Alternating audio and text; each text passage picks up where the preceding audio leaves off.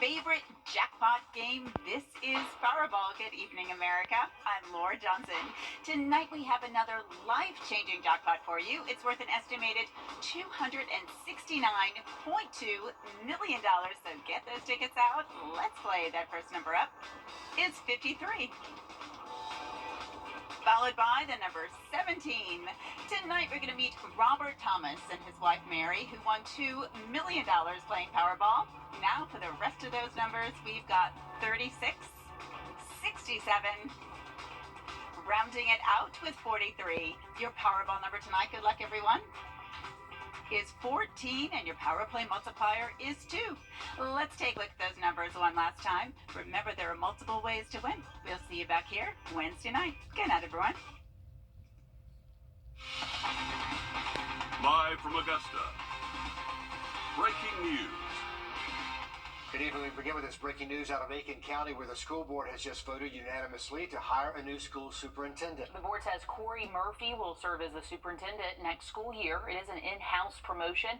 Murphy's currently the district chief officer of operations and student services. He's been in that position since 2020. Before this, he was the chief of staff at a school up in Virginia and a principal of Beaufort High School and Great Falls Middle and High Schools. Murphy is also currently a lieutenant colonel in the U.S. Army Reserves. The other two finalists in the running were Chan Anderson and Amy Edwards. Current Superintendent King Lawrence is retiring at the end of this school year. Much more news ahead to weather now, and Chief Meteorologist Riley Hale. And Riley, all that rain today is giving way to some strong wind overnight. That's right, Richard. New at 11, two people are behind bars in connection to the murder of a man who was found at a boat landing in Aiken County. Lexington County authorities say Alan Adams and Katie Keener are facing multiple charges, including murder in connection to the death of Devon Tricoche. Deputies say Tricoche was found dead with a gunshot wound in the Edisto River back in November. Adams and Keener are also charged in the death of Tony Etheridge Jr. after allegedly trying to rob him in December in Leesville. In Richmond County, 3 more former deputies are behind bars in connection to an incident that happened nearly 2 years ago. Authorities say Daniel D'Aversa and Devontae and Jones, a retired jailer, and Lieutenant John Whitaker are all facing 1 count of battery in violation of oath of a public officer. Officials say after looking at body cam and surveillance videos, they determined the former deputies used unnecessary force. The other 2 former deputies arrested Friday are Johnny Atkinson and Austin Birch. All 5 have since been terminated. Our I-Team's Meredith Anderson has this full story, and you can find it right now on the website, wrdw.com. New at 11, at least 10 people in Richmond and Columbia counties died by suicide last month, 3 of them between the ages of 15 and 19. Studies show suicide is the leading cause of death for kids ages 10 to 14, and one group at the Medical College of Georgia is working to find ways they can address that issue. Nick Veland spoke with a doctor about how they're trying to turn things around for those teenagers. Nick. That's right, Richard. A group at the Medical College of Georgia called Choose Life works daily to prevent deaths by suicide, and they connect people to resources in the community with goals to no longer have any suicide deaths, saying even 1 is too many. That's our goal. Not 1, but 0. They're now doing whatever it takes to get their message to Richmond and Columbia County. There's always hope and there's always help. That's a big message for us. It means more for Dr. Tingen. In 2018, her son, Nate, died by suicide. We had such a happy home. I never thought anything like this would happen. I will describe it as almost like a knife that cuts into your heart that keeps cutting. It's a trauma to your spirit. Prevention is Dr. Tingen's passion. Now she works with her team to find ways to let people know it's never too late. I wrote that when a suicide happens, there's no longer the option for prevention. So this is called, I said, Choose Life. Working with coroners to find trends. Suicide is still the leading cause of death for 10 to 14 in Columbia County. They're working to train those on the front lines who sometimes find themselves responding to life and death moments. Now, more than 250 Richmond County firefighters are trained in QPR, which stands for Question, Persuade, and Refer. We're very, very grateful that we've had that connection there and being able to work so closely to have so many gatekeepers in our community, especially first responders. They're also working to get into both school systems with a new method that's had success at dropping suicide rates in other parts of the country. It's called the Hope Squad. Columbia County has lost a lot of students to suicide in middle and high school. And this isn't something that goes away on its own. It really takes a community effort. And overall, letting people know where to find help to make sure that you know there are options. I want to make sure that message comes through. It's not the only option. There is, and I've talked to many people who have attempted suicide that fortunately lived, and they are so thankful they did live. And Dr. Tingen says that their next steps are continuing to educate and train to address and break down the stigma surrounding mental health, suicide, and reaching out for help.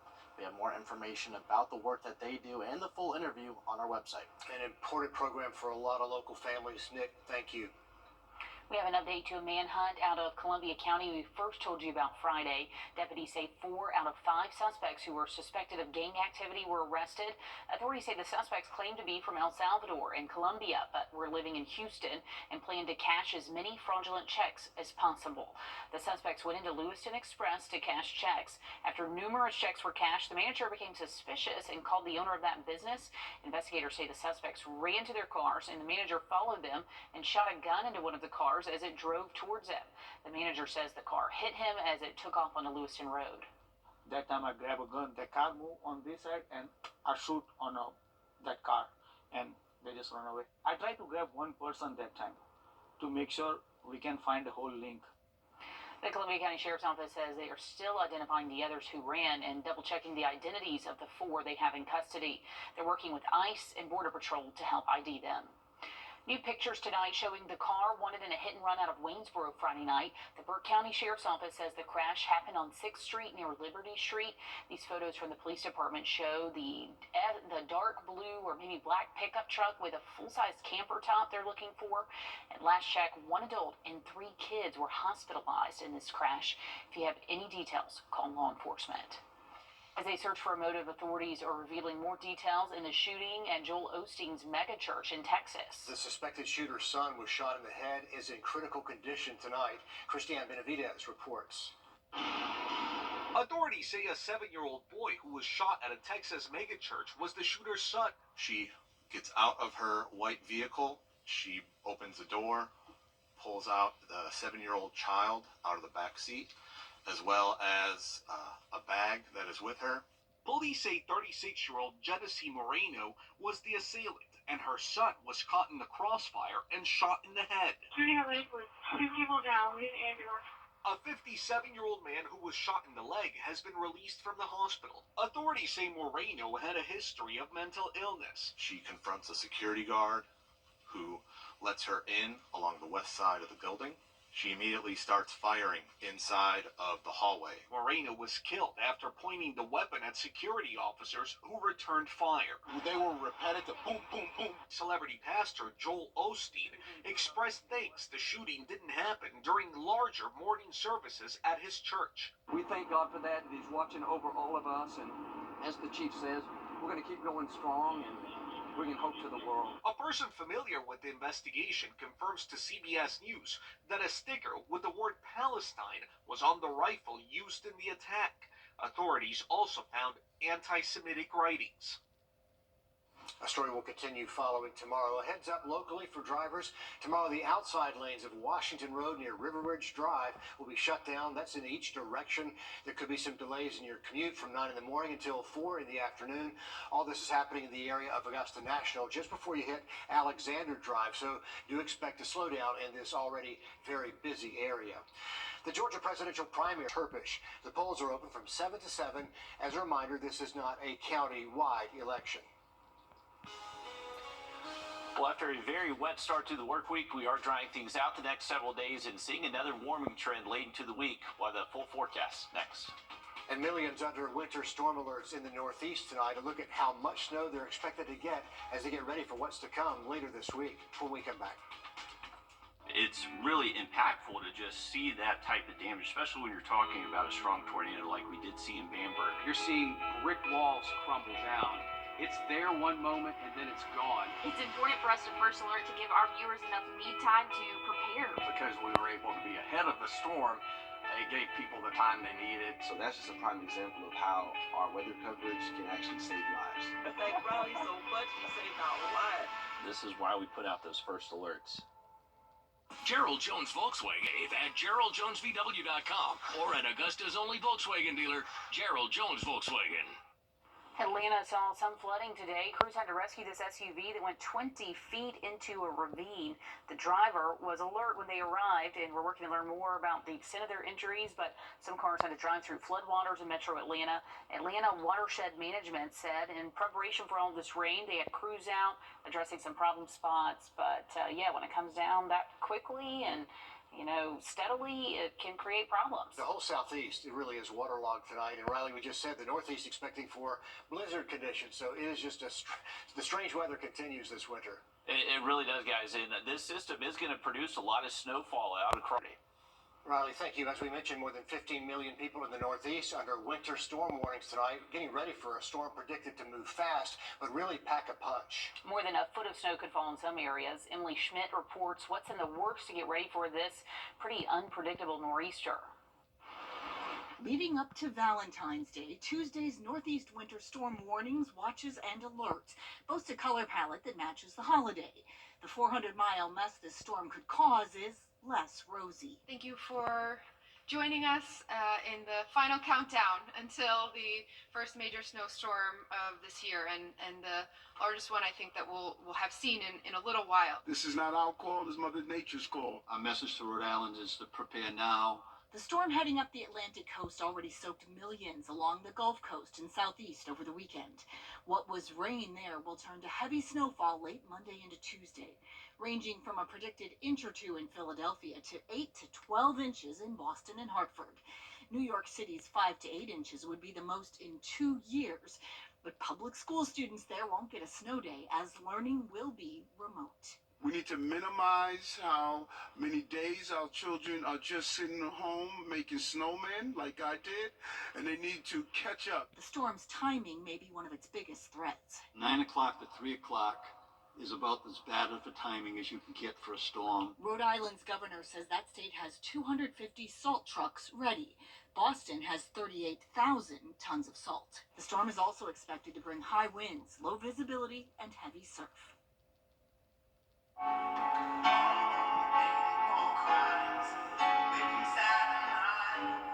That, of course, is Stevie Wonder performing at a candlelight service honoring the youngest son of Dr. Martin Luther King Jr. This was last night in Atlanta, Ebenezer Baptist Church, for the tribute to Dexter King. King's siblings and widow all spoke there at the memorial. We will one day achieve what Mom and Dad talked about, the beloved community. We aren't even in the vicinity today. Thank you for protecting me and fighting for the protection of your family and its legacy. Dexter King will be remembered as an activist, an author, and a forward thinker. He was 62 years old. There's a new travel warning for people going to the Bahamas for a vacation, the impact it could have on spring break plans. But first, as we head for a break, a live look at Las Vegas tonight. The Sphere looking psychedelic after its Super Bowl there, and your winning lottery numbers.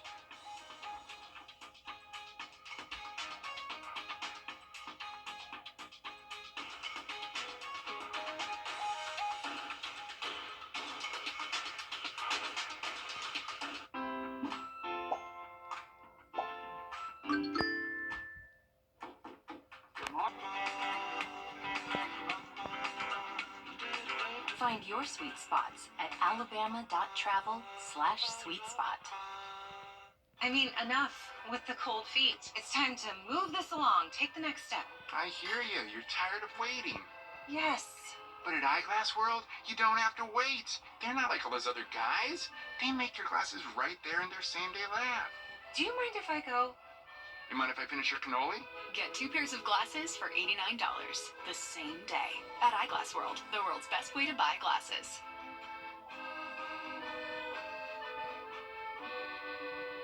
Well, one morning, me and my wife were headed to work. Bus came out right in front of us, and then I woke up hours later in the emergency room. I was worried about the health and well-being of my wife. My son contacted Austin Jackson. They took all the pressure off. They said they will handle everything. And when they meant everything, they meant everything. I would recommend Austin Jackson Law Firm because they relieve you from all the pressure. Get Austin Jackson, the Augusta guy.